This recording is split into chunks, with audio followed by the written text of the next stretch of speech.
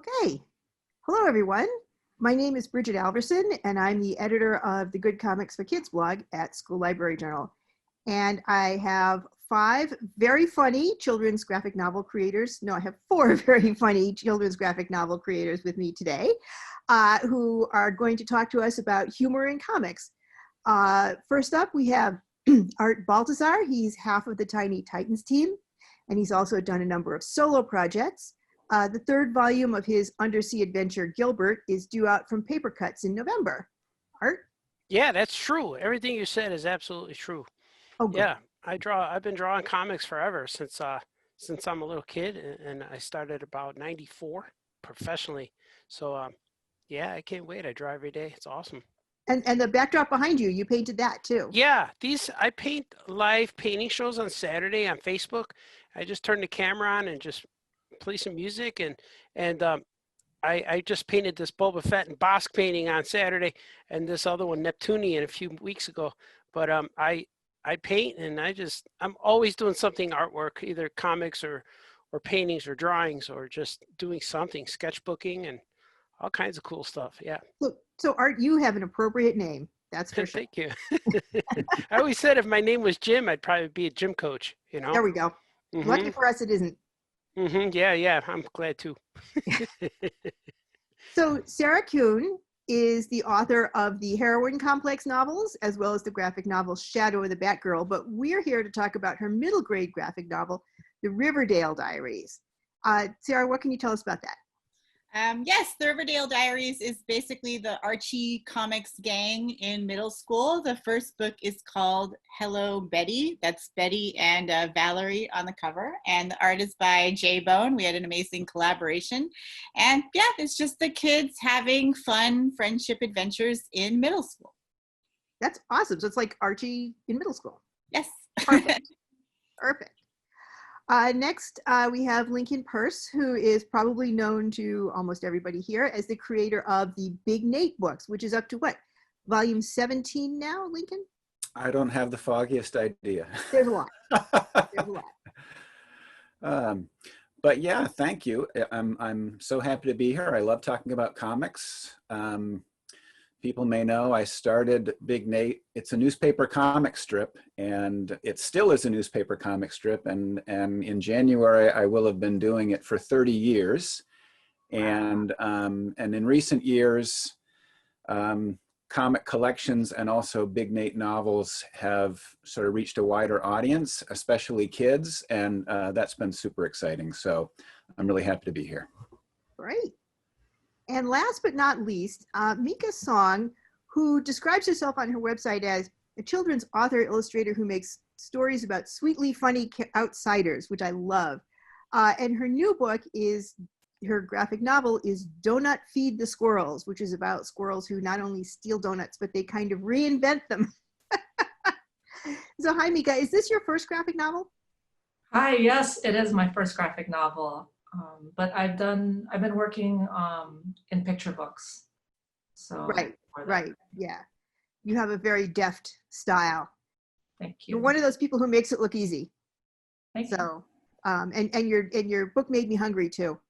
Unfortunately, there's nowhere around here to get donuts at the moment. So, all right. So I want to start out with a kind of a general question, which is, are you a funny person in real life? Are you like the class clown, or are you one of those comedians who's not funny at all? There are no wrong answers to this question.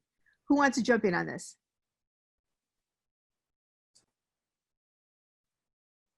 Right. Yeah. Then. Yeah.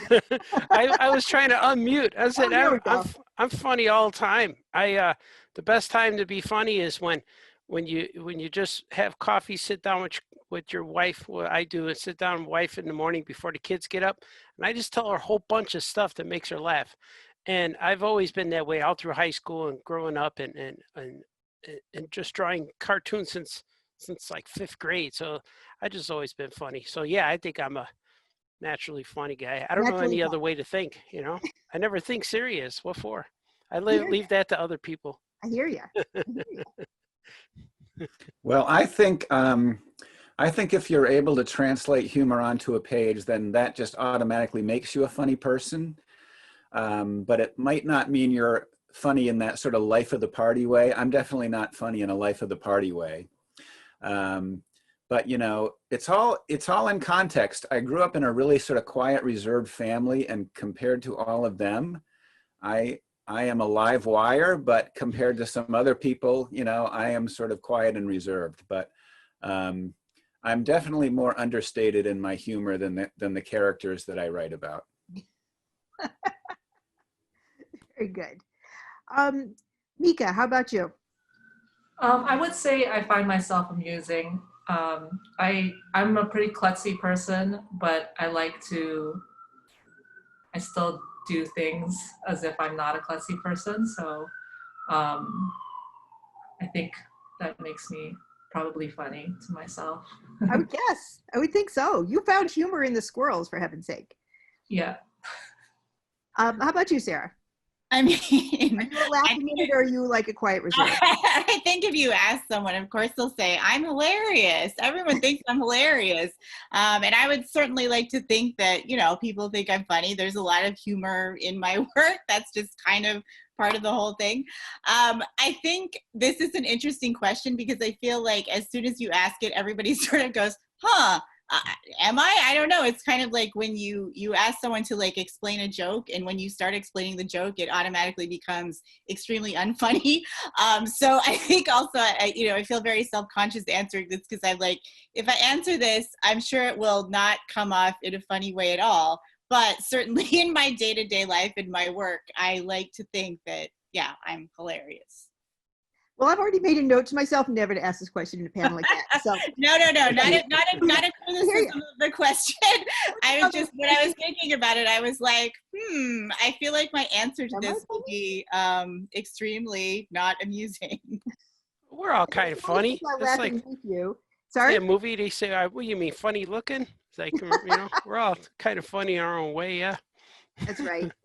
Well, right. I do think I think a lot of people would agree that it's like when you're writing stuff for other people and you're trying to be funny, it's like if you can't crack yourself up, then you know it's not going to work for other people. So I know I'm at least funny enough to crack myself up on a daily basis. So in that way, yeah, I think we're all funny. I mean, yeah, I will say that like as a writer, because, you know, I'm so in awe of artists, I feel like my part is like way less important. When I'm writing the script, sometimes, especially if I have a rapport with the artist, which, you know, I feel like I've been able to develop with Nicole Gu, who worked on Shadow of the Batgirl, and J-Bone, who worked on Riverdale Diaries, that sometimes I will put things in that are sort of like jokes just for them. Like they might not end up in the final artwork. But there was like something in the script that we did with Sabrina, with the little version of Sabrina, where, you know, not everybody knows that she's magical or she's a witch, but she always has all these sparkles around her. So I would just say things in the script like, oh, isn't it funny that Sabrina, who's like an actual witch, is playing like a fake witch in the school play? I think that's hilarious. Which again is like calling attention to like what I perceive as my own hilariousness. But I'd like to think that hopefully the artist appreciates it and gets a little bit of a laugh themselves. Right. Yeah, when me and Franco write stories and we're not laughing, we don't put that joke into the comic. But when we both crack up at something, we said that's got to go in there. It's got to go in there. And a lot of times, I'll write a funny joke and I'll tell him, and then he'll add something. I go, okay, yeah, that's good. you keep adding stuff. We don't stop until it's funny. If it's not funny, if we're not laughing, it doesn't make. We do our own self-edit before we send it out there to the masses. Yeah. That's what's good about having a collaborator. Mm-hmm. Yeah, it's fun stuff.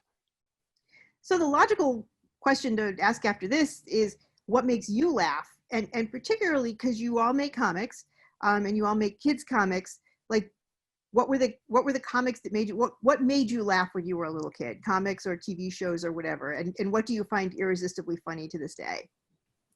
I will answer that because so I'm 56 years old. When I was growing up, the old like Looney Tunes and old Popeye cartoons were in heavy rotation on local television. Mm-hmm. And I fell in love with all those old cartoons, you know, from the 30s, 40s, and 50s.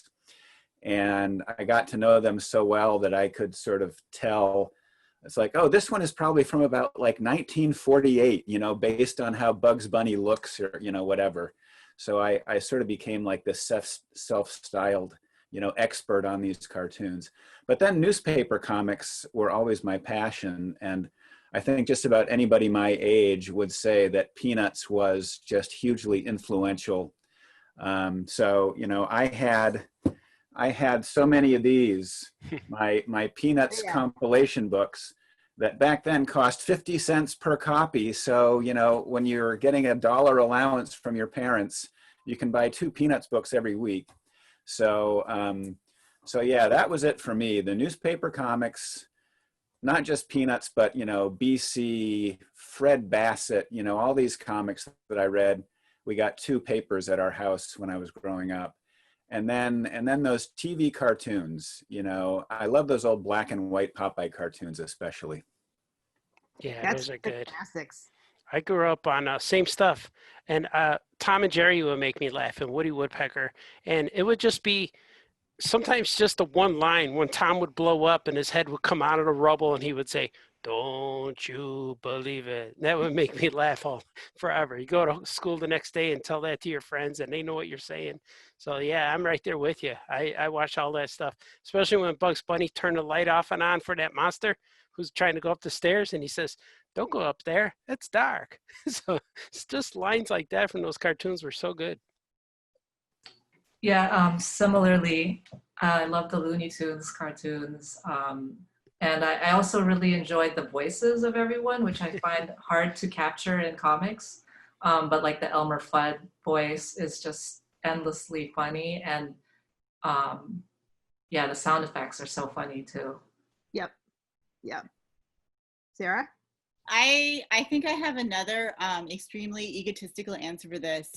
So like I think I was thinking about like what do we think that is funny when we're kids, right? Because that's kind of like the vibe that we have to recapture for what we're writing now. And so I remember when I was a kid and I have a younger brother, what was funniest to us was whatever we would get obsessed with in a given moment. So I remember there was a moment where we were obsessed with Star Trek, like all iterations of Star Trek, and Lamb Chop, who is like the little, you know, stuffed lamb puppet with the eyelashes. So I was back at my childhood home last year and we were cleaning out some stuff. And I found possibly the first comics I ever wrote, which were a collaboration between me and my brother. I also drew them, which, you know, thankfully I realized I was not good at that. But it was, we made this whole comic strip called Lamb Trek, which was Lamb Chop and Star Trek. And it was just a version of Star Trek where everyone was a lamb chop and all of their names started with L. So instead of like Captain Kirk, you would have Captain Lurk. And that is what we did with literally every character. They were just all lamb chops and all of their names were their same Star Trek names, but they started with L. And I did notice, just to give us props, that we had already figured out the page turn. We knew we had to have something at the end of the page for the page turn. We had figured out where the sort of jokes were supposed to go, which were usually probably not that funny anymore. But I feel like we were both so obsessed with those two things. And as kids, you have much less of a filter or a censor. So I feel like that is not something I would ever come up with now. But I like that when I was younger, it was just like, oh, yes, I am obsessed with these two things. Obviously, they should go together. And obviously, there should be a whole comic series based on this extremely weird concept that probably only me and my brother care about. Nice. That totally works. That totally works. And Sarah, you're kind of bringing me into the next question. So maybe you just want to pick it up and run with it, which is how do you do humor for kids? Like, because you talk about sort of getting back into that mindset. Like, do you have to get in touch with your inner child? Yes, definitely. I have to go through. Never grown up. Yeah, I had to go through many therapy sessions in order to get to that place. But, you know, I was thinking about this because, again, it's like, I think when a lot of us think of like, how do we try to be funny, right? Like it's sort of a hard question. It sort of puts it into this like ephemeral space. But I think for me, especially with the Riverdale book, one thing that was important was to sort of develop these little personalities for the kids, which, you know, are already established in the Archie universe. We were just sort of taking them back to like, what would they be like when they were 12? And a lot of them are, you know, weirdly obsessed with like one thing, whatever that is. And I felt like when we came up with what those characters were, what their little personalities were, and when J-Bone did these like amazing, like adorable character designs, it was, I wouldn't say easy, but it felt organic to write in those voices. And so I think when those characters have voices and when they have their little personalities, the humor just kind of comes out naturally, because you're sort of writing what are hopefully these like fully formed individuals having adventures and thoughts and fun times together. And so I think that's kind of how we came to it. It wasn't necessarily like, oh, here's like a funny scene, or like, here's where the joke goes, or like, here's where we're definitely trying to be really hilarious. But it was more about coming up with these characters that were distinctive enough and interacted together well enough that the humor and, you know, the funniness sort of hopefully came out organically. Great. Yeah. So it just flowed. Hopefully. Art? Well, I never thought about how to write for kids or how to write for younger readers. I just always wrote the way I wrote. And I always think like, I go back to the Tom and Jerry, Bugs Bunny cartoons or Cartoon Network. If it's on Cartoon Network and it makes you laugh, that's the kind of books I want to write. So I don't really write for kids. I write books that they can read. So it's real different. I'm writing for adults too, because I have a lot of adults that pick up my books.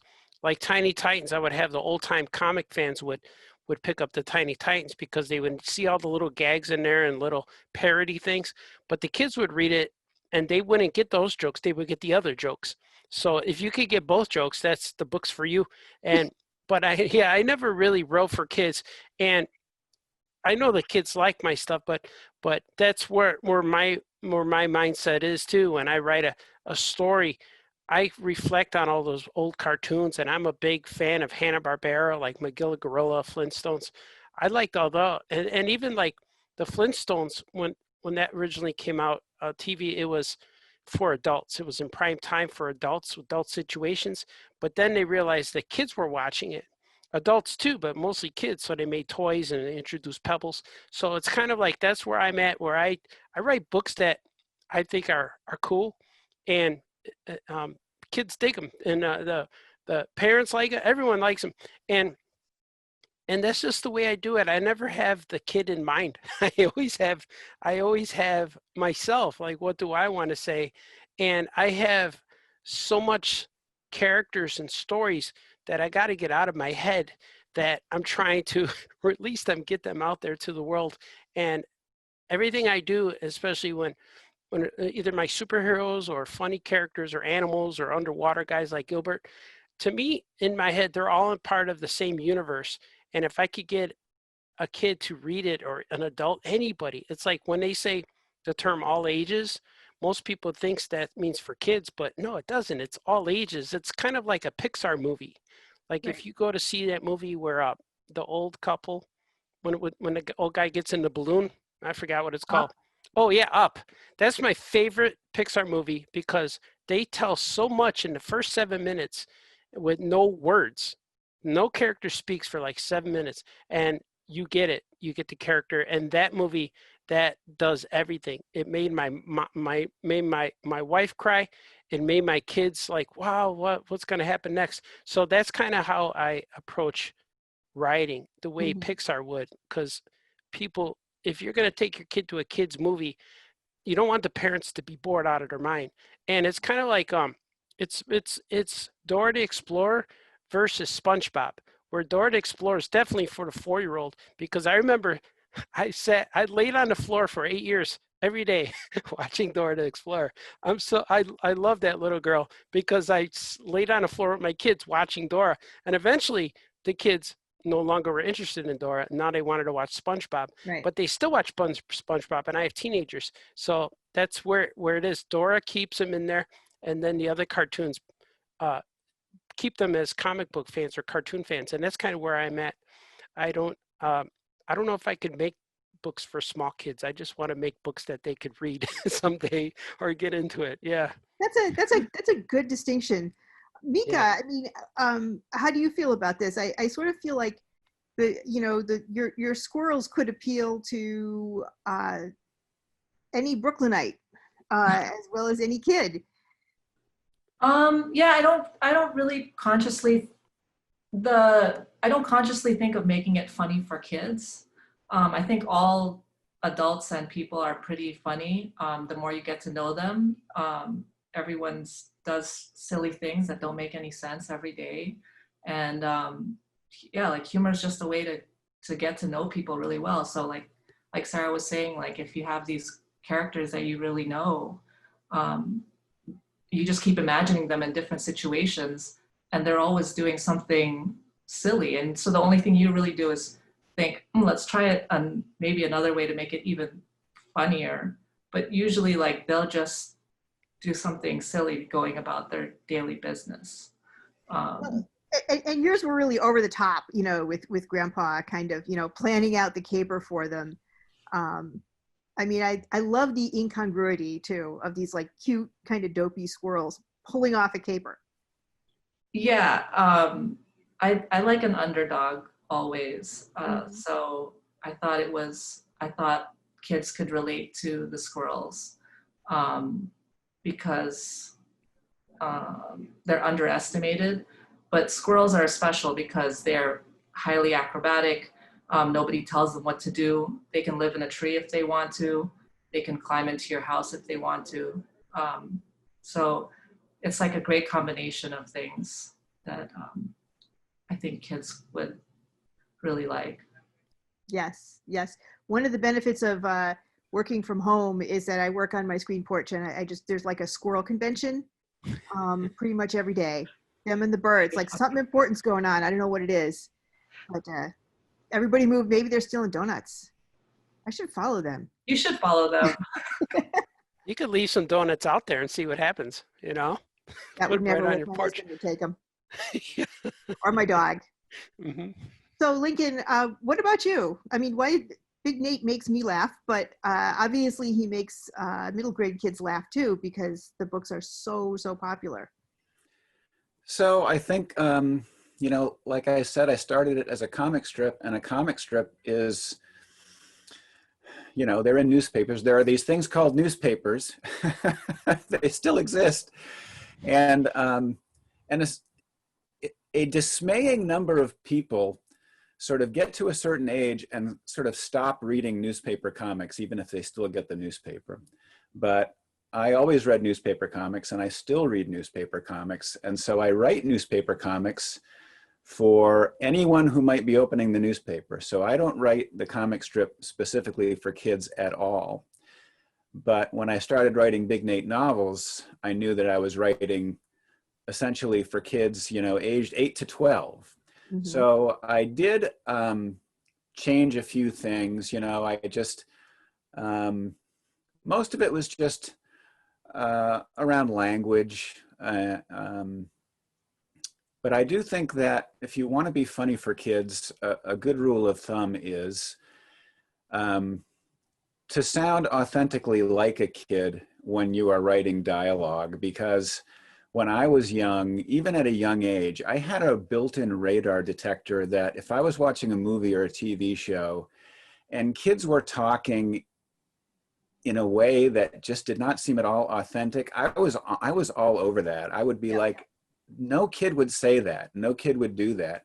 And that is one of my pet peeves now when I, if I'm watching a movie and a kid reacts in some impossibly sort of glib way, like in a Spielberg movie. I don't want to trash Steven Spielberg, but it's like, kids are getting chased by, a velociraptor, but they still have time to throw off these incredibly pithy sort of like, hey, and that just sort of bugs me. Like that's not the way real kids are. So I try to make my characters sound like real kids.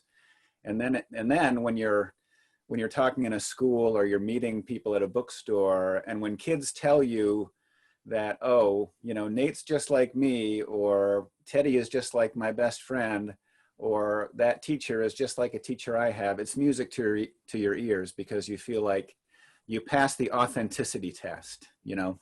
Yeah. Yeah. Well, and I have to say, like, you know, with Big Nate, I mean, you're dead on with a lot of stuff, but also I'm thinking about Max and the Midnights and your creative use of anachronism there, you know, where your narrator kind of pops out every now and then. Yeah, I'm a traveling bard. It's awful. Right. Yeah, that was fun. That was the first thing I had ever written that was not Big Nate related. And it's set in the Middle Ages, which I knew very little about. And I do not pretend that the book is a realistic representation of the Middle Ages at all. So I thought it was fun to combine all these trappings of a different time, but the people speak in thoroughly modern voices. You know, Right. Max has a really sort of modern, sort of hip voice, and that leads to some fun things where you can play against, you know, past things versus present things. So it was fun. Thank you. Exactly. Yeah. Yeah.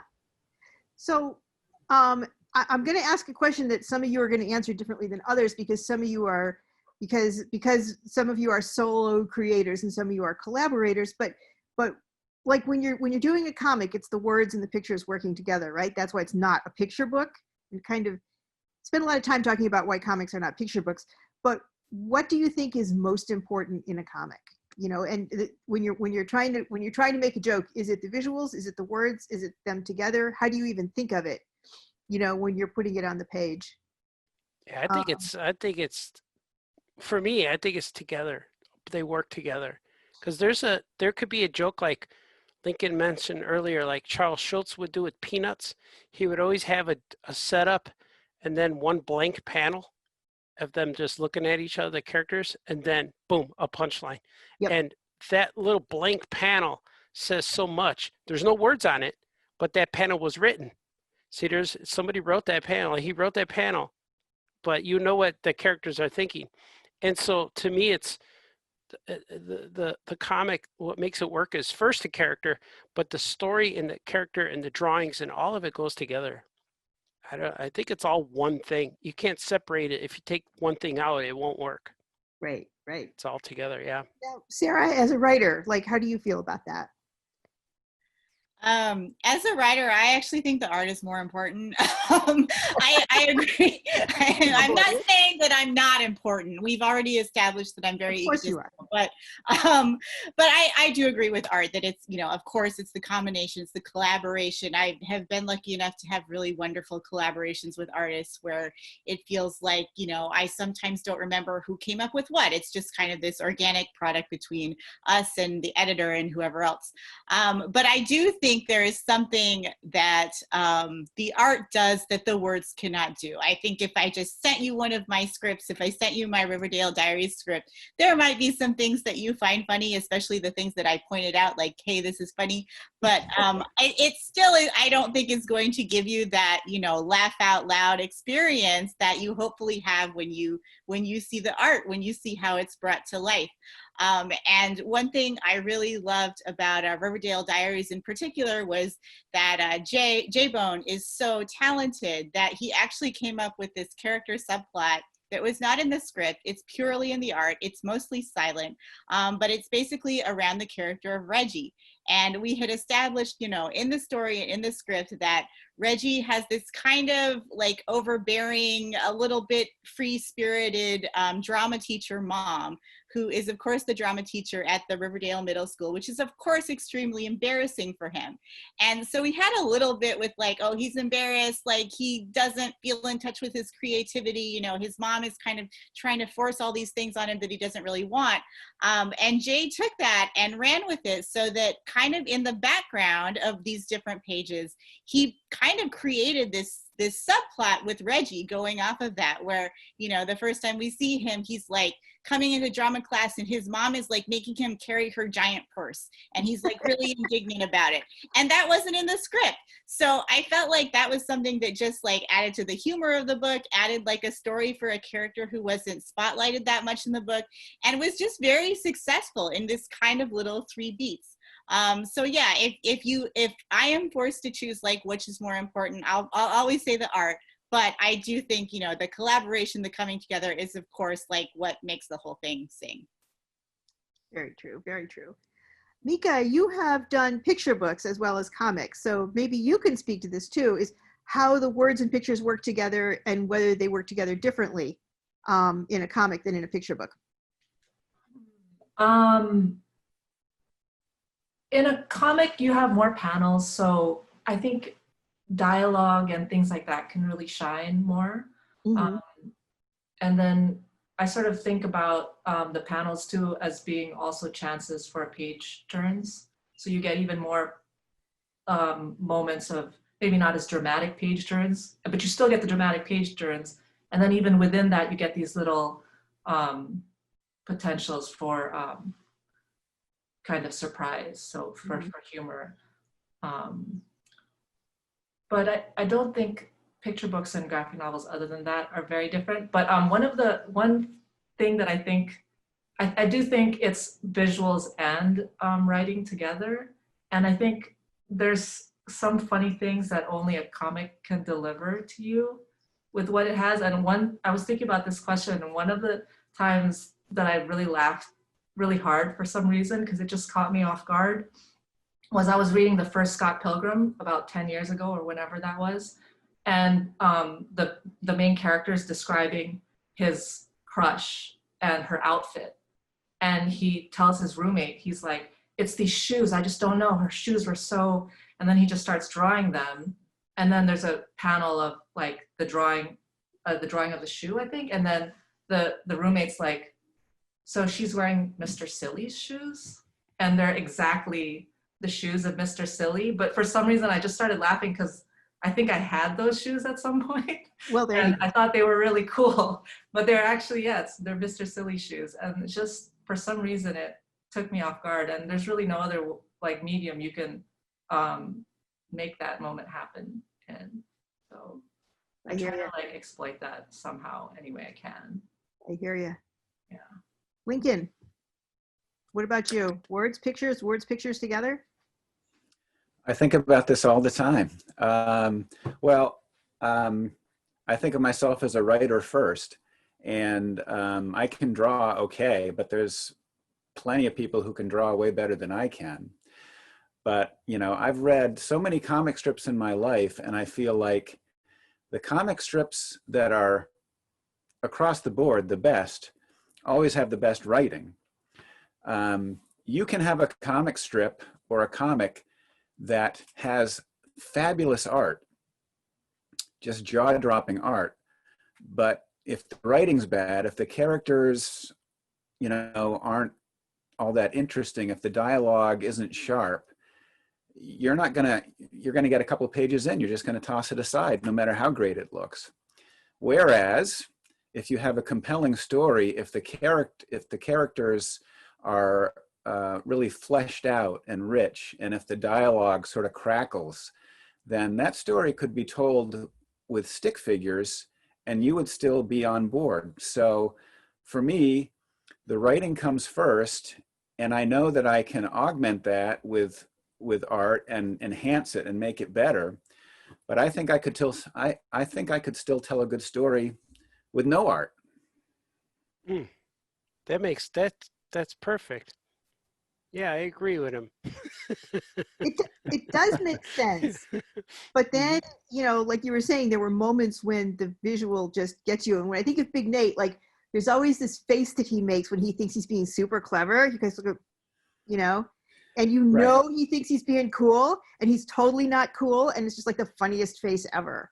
So well, that's why it's like I think that Charles Schulz, who was obviously a genius, he had that famous quote where talking about being a cartoonist, and he was being incredibly modest in saying this. He said, to be a cartoonist, you need to be a good writer, not a great writer, and a good artist, not a great artist.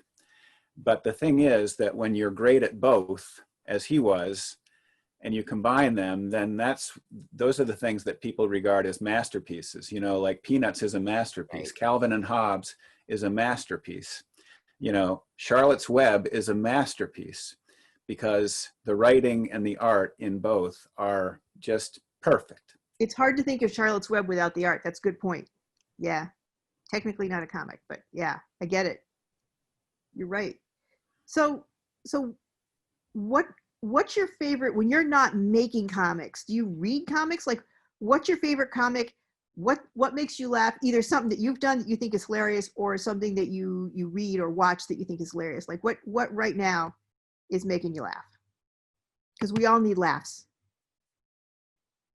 Well, I can talk for a sec about, I read comic strips all the time, you know, not just in my local paper, but online. And probably my favorite comic strip right now is by a guy named Jim Medic. It's called Monty. Oh yeah, And I love Monty. I love it. I love it. I find it's funny every day.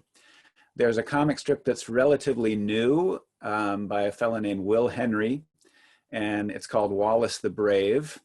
And I just think it's fantastic. So, so those are two things that I check out every day. You know, I'm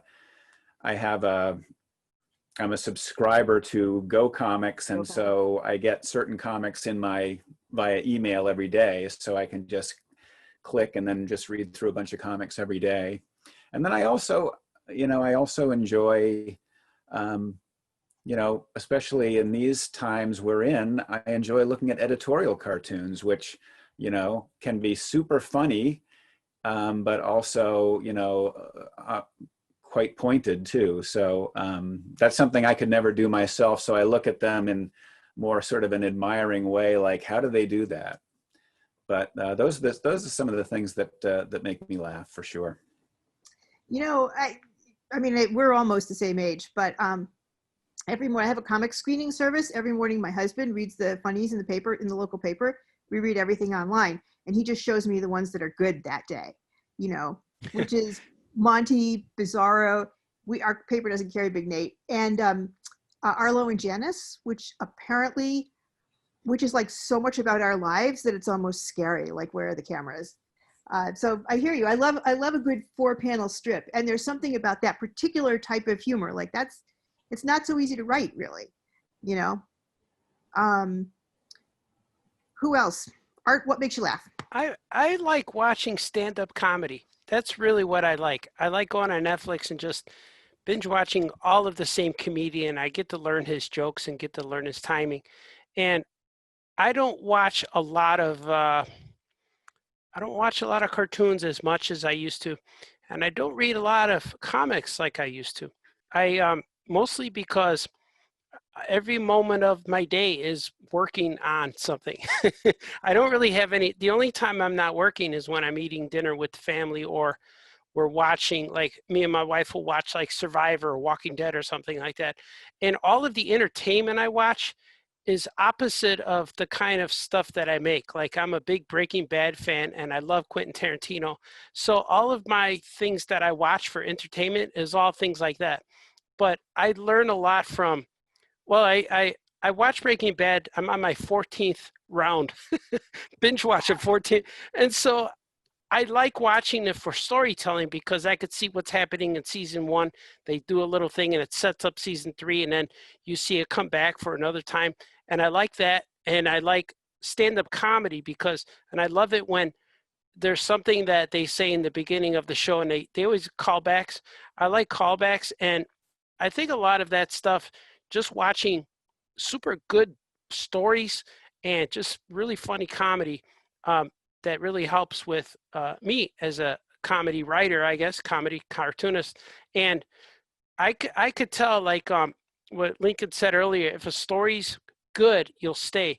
If the artwork's good and the story's bad, you'll go away. Because I tried a lot of comedians where I last like 5 minutes and I'm like, I don't understand this person, and I'll turn it and put on somebody that I enjoy. And I'm I guess a weird guy, unique fella, because I'll watch the same thing every day.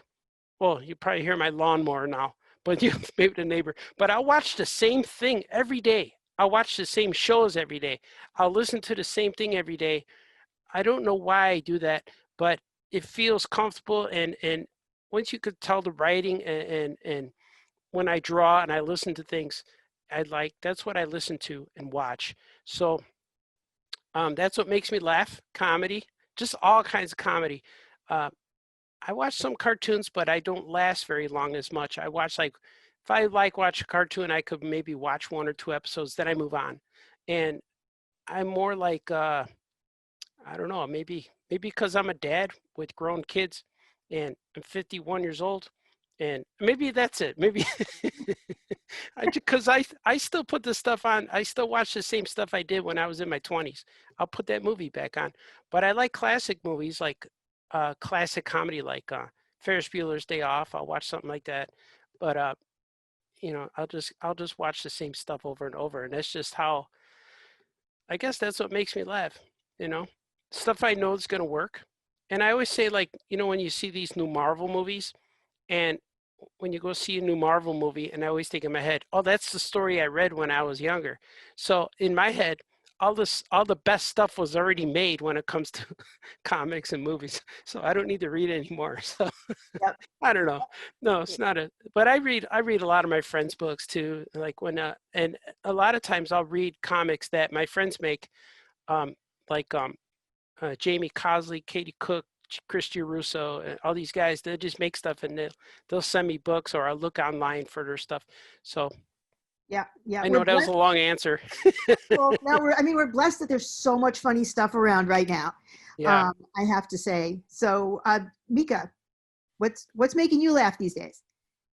I mean, when COVID started and everyone had to quarantine, a few comics people started a free newsletter for kids that's all comic strips once a week called Sunday Haha.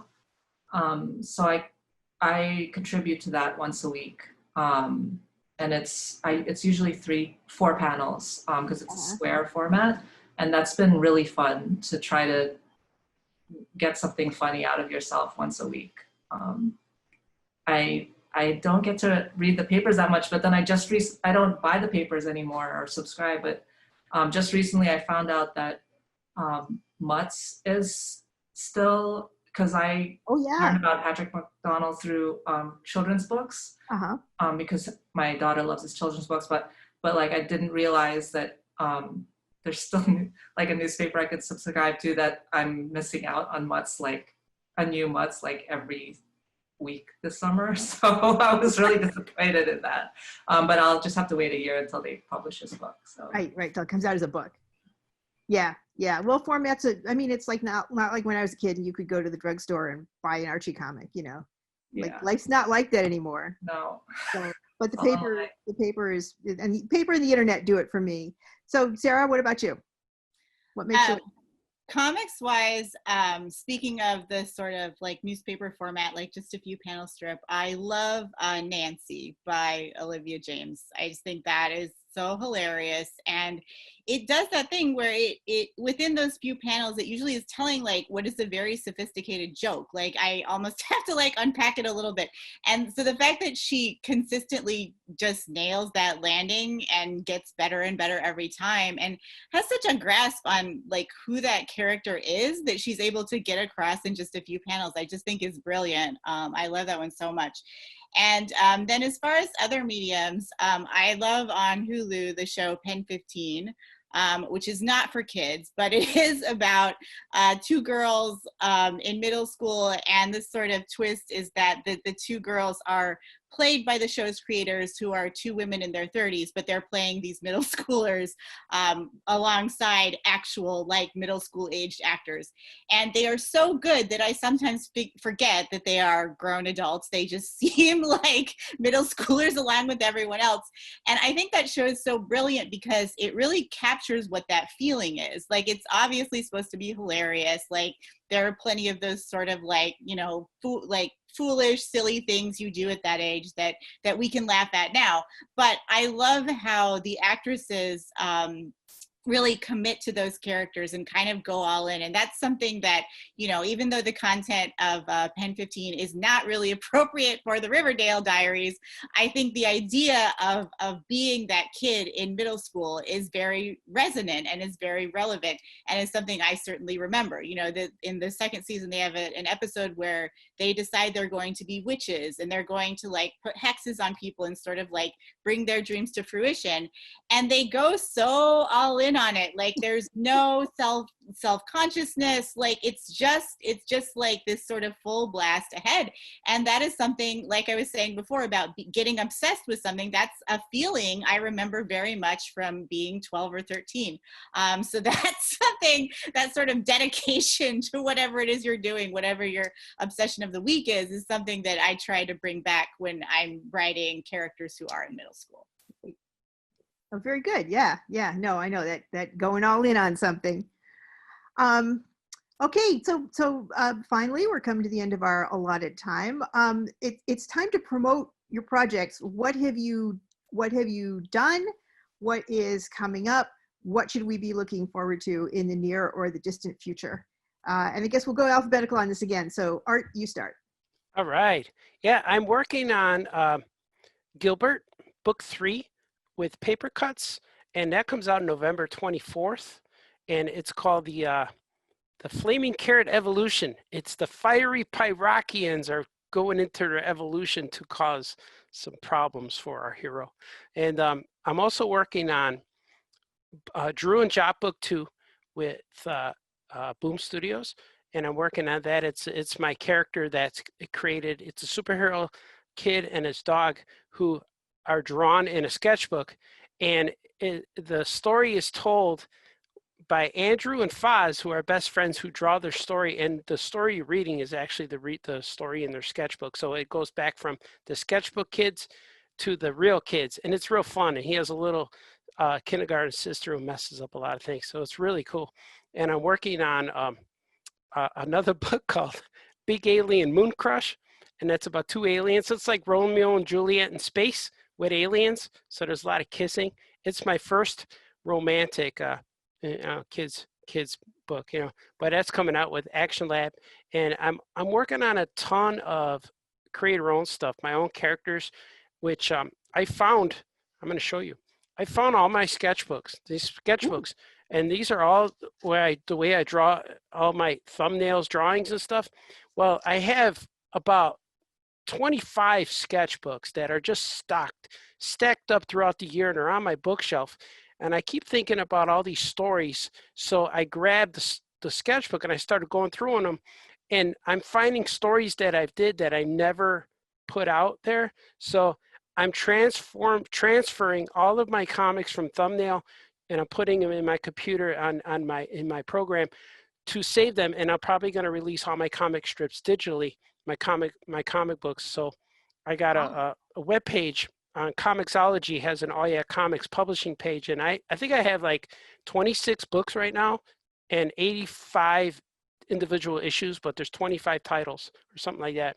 And so I'm about to add about 15 more pretty soon. But I'm constantly working. That's why I say I got no time to do anything else but work. But that's okay, because I work at home, I eat dinner with the family, and they know where I'm at right now. So and I work at home. I don't leave the house. So this COVID thing, like, it hasn't changed my life at all. I've been quarantined since 2003, so I'm just making my own.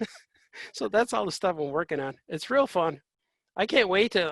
I wanted to sketch while I'm here, but if I sketch, you wouldn't see me. See, I'd be over here. Right. So yeah. No, that wouldn't work. So no, some things don't work on Zoom. Yeah. So this way you could see George Clooney in his full form. You know, some people mistake me for him. But, you know, certainly see how that would happen. And it happens to him too. Hey, famous cartoonist. He goes, I'm not that guy. You know, so I don't know. It's true. All that stuff is true. I believe it. Mm-hmm. Sarah. Yes, well, I have a bunch of different things for different age groups. I write a lot for adults and YA, but the main thing for kids, for younger kids, is the Riverdale Diaries with J-Bone. And so the first book is out now. It's called Hello, Betty, and it is basically about focusing on Betty, of course, and her best friend, Valerie, who will eventually be in Josie and the Pussycats. And they are just about to start middle school, which is a whole new adventure. And so the problem they come up against is that they end up being in different electives. Valerie takes music and Betty ends up in the loser elective that no one else wants to be in, which is drama. And that's where she meets all of her new friends and learns a lot of important friendship lessons along the way. Great. Now, is there going to be a book 2 to this?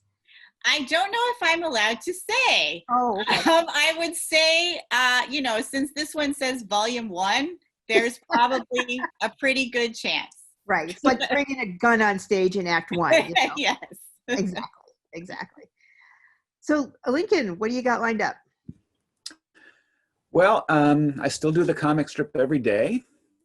And so people can check out Big Nate either in their local paper or at gocomics.com. And the publisher, Andrews McMeel, comes out with a couple of Big Nate collections every year. So one just came out a few weeks ago called The Gerbil Ate My Homework. And then there's going to be another one in the spring. And I am, on December 1st, my sequel to Max and the Midnights is coming out, which is called Max and the Midnights Battle of the Bodkins. So that's exciting. That's eventually going to be a trilogy. So that's in the can, and I'm working on the third one now. And then the sort of, the new frontier for me is that there is going to be a Big Nate animated show on Nickelodeon in 2021. So I am a creative consultant on that show. So they send me scripts and I look at them and I sort of make suggestions, and we all get together on Zoom and they show me, the character designs and the sets, what the classrooms are going to look like, what the playground is going to look like. And so I have never done really anything like that before on this scale. And it's really interesting, and I think it's going to be a lot of fun. So, so the tentative premiere of that show will be summer 2021, possibly July, but it still hasn't been nailed down. Cool. We'll be looking forward to that. Okay, and Mika. Oh, yeah, that sounds very exciting, the Nickelodeon show. Yes. So I'm just sharing Don't Feed the Squirrels that just came out last week. And there is a follow-up to Don't Feed the Squirrels called Apple of My Pie. I think there is an image in the back. And that one is following more of two of the secondary characters, Little Bee and Gramps. And that's it, really. Great. Can I say more stuff? I have a question. Yes.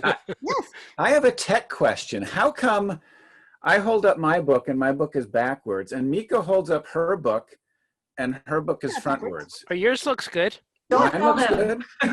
Yeah. Mine looks good because on my screen it's backwards. Yeah, because you're seeing things backwards. You might Mine's not have backwards to me too. Oh, yeah, it is? your view Okay. is backwards, but these are okay. Thank goodness. That makes sense. the screen Okay, here. Lincoln, you could just tell people it's manga. It reads back to front. That's right. Exactly. Can I add 2 more? I forgot to shout out my DC Comics work. I mean, those are the guys who are keeping me busy. But I got Archimaniacs comes out in December because I got a meeting later. I got to do a last minute change after this meeting. Uh-oh. And then I'm doing Super Pet books, and they're all on pre-order on Amazon. So there's going to be a movie in 2022. So I think these books are going to come out right before the movie, and then the movie's going to hit, and we'll all be millionaires. It'll be Excellent. good. That's what I'm hoping for. I got a jar I'm saving, $1 million jar. I put my coins in it, and then when it gets $1 million, I'm going to cash it in. That's what I'm waiting. I put 25 cents at least every day in there. Yeah. It's the cartoonist retirement plan. That's right. Ting.